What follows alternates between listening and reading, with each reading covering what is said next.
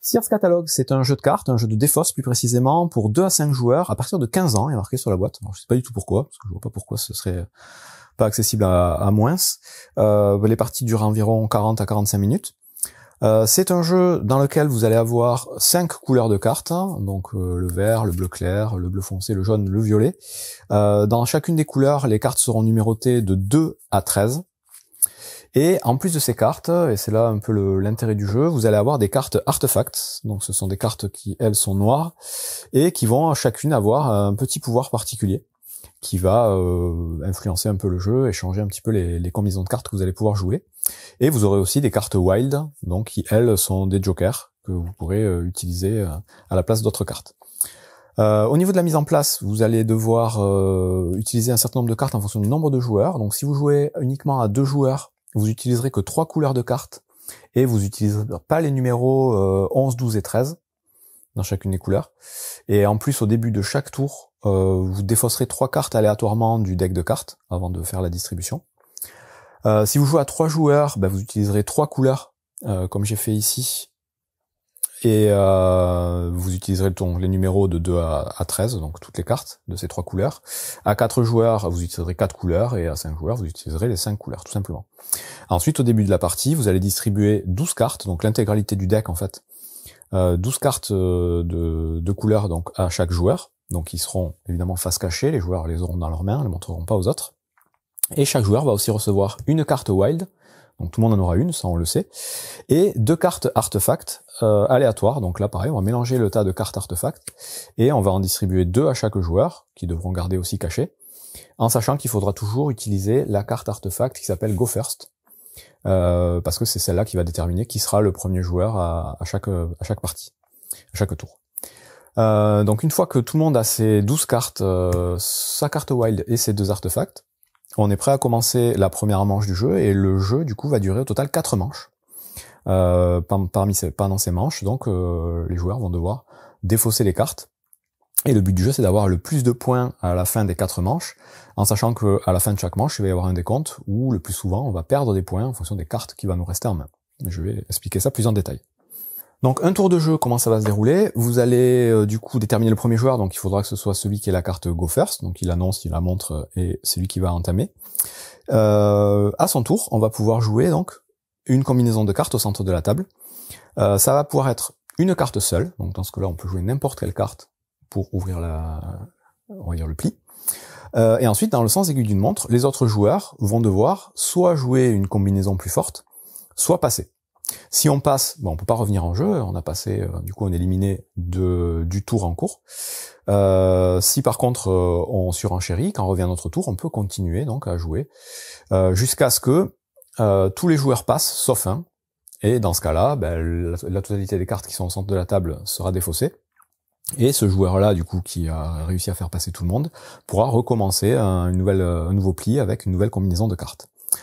Donc la règle, c'est que si on joue une carte seule, les autres joueurs devront aussi jouer une carte seule, mais de valeur plus forte, s'ils veulent jouer et ne pas passer. Donc là, j'ai joué un 2. Le joueur à ma gauche va pouvoir jouer n'importe quelle autre carte supérieure à 2 pour rester dans la manche. Puis ça va être au joueur suivant de jouer n'importe quelle autre carte supérieure à la carte précédente. Donc voilà, on doit jouer le même nombre de cartes que celui qui a commencé le pli. Ça, c'est la première façon, jouer une carte seule. Si on joue plusieurs cartes, il y a 2 possibilités. Soit on va jouer une suite de cartes, et dans ce cas-là, ce sera une suite de cartes de même couleur, obligatoirement, donc des valeurs qui se suivent de même couleur, et donc d'au moins 2 cartes, évidemment. Et là, vous pourrez jouer donc soit 2, soit 3, soit 4, soit 5, autant de cartes que vous voulez. Et la règle, ce sera la même. Le joueur d'à côté va devoir jouer exactement le même type de combinaison et le même nombre de cartes. Donc là, j'ai joué une suite de 2 cartes. Le joueur suivant va devoir jouer une suite de 2 cartes plus fortes. Donc là, j'ai joué un 2 et 3. Il pourra jouer un 4 ou un 5, ou même un 3, un 4, un 9, un 10, ce qu'il veut, mais 2 numéros qui se suivent dans une même couleur. Donc pas obligatoirement la même couleur que moi, par contre. Là, il n'y a pas une histoire c'est pas un jeu de pli, c'est un jeu de défausse. On n'est pas obligé de suivre la couleur. Mais on doit suivre la combinaison. Donc c'est 2 cartes de même couleur qui se suivent. Lui doit jouer 2 cartes d'une autre couleur éventuellement, ou de la même, qui se suivent et qui sont plus fortes. Et on va continuer comme ça. Et enfin, le dernier type de combinaison de cartes qu'on va pouvoir jouer, c'est 2 cartes ou plus de valeurs identiques. Donc dans ce cas-là, les couleurs seront nécessairement différentes puisqu'il n'y a qu'une valeur dans chaque couleur. Donc là, je peux jouer 2-3 par exemple, ou même, on va dire pour... j'en ai pas un autre, bon, c'est pas grave, 2-3, j'aurais pu jouer 3-3, 4-3, 5-3, le nombre que je veux. Et encore une fois, le joueur suivant doit jouer le même nombre de cartes et le même type de combinaison, c'est-à-dire il doit jouer, dans ce cas-là, 2 cartes de même valeur, plus fortes qu'un double 3. Donc il pourrait jouer par exemple, un double 7, pour rester en jeu, puis c'est au joueur suivant de faire plus fort ou de passer. Et je vous dis, on fait ça jusqu'à ce que tout le monde passe, sauf un joueur. Dans ce cas-là, admettons, tout le monde a passé, hop, ses cartes elles sont mises de côté, c'est lui qui a remporté le pli parce qu'il a fait passer les autres joueurs. Il peut à nouveau recommencer un pli avec la combinaison de cartes de son choix. La petite subtilité, donc, que je vous disais, c'est que chaque joueur a une carte wild. Cette carte, elle peut prendre la couleur et la valeur de votre choix entre 2 et 13, et elle peut venir du coup compléter une combinaison de votre choix. Vous pouvez donc faire une suite, par exemple là, je pourrais faire ma petite suite 5, 6, 7 et 8. Donc j'ai une suite de 4 cartes de même couleur, parce que celle-là, j'ai dit que c'est du jaune, c'est un 7 jaune. Et du coup, le joueur d'après doit faire une suite de 4 cartes plus forte que ça pour pouvoir rester en jeu. Ça, c'est pour la carte wild. Et ensuite, vous avez donc les cartes artefacts. Donc là, je vais pas toutes vous les passer en revue, mais je vais vous en montrer 2 ou 3, celles qui sont en jeu là, pour que vous compreniez l'intérêt. Donc là, vous avez plusieurs types de cartes. Vous avez les cartes avec un plus en haut, qui vous dit que ces cartes-là doivent être jouées obligatoirement avec une combinaison de cartes.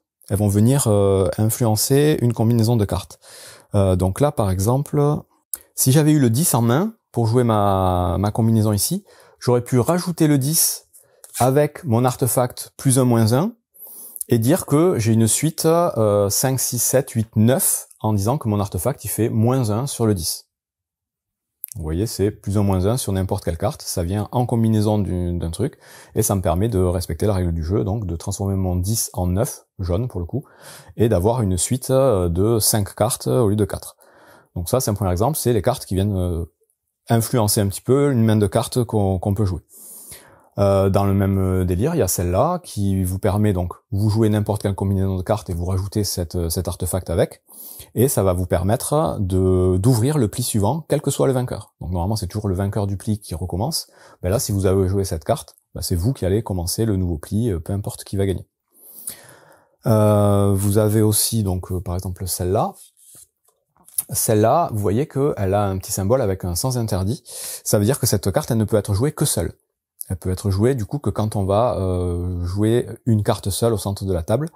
Et on vous dit qu'elle prendra une valeur de plus 1,5 par rapport à la dernière carte jouée.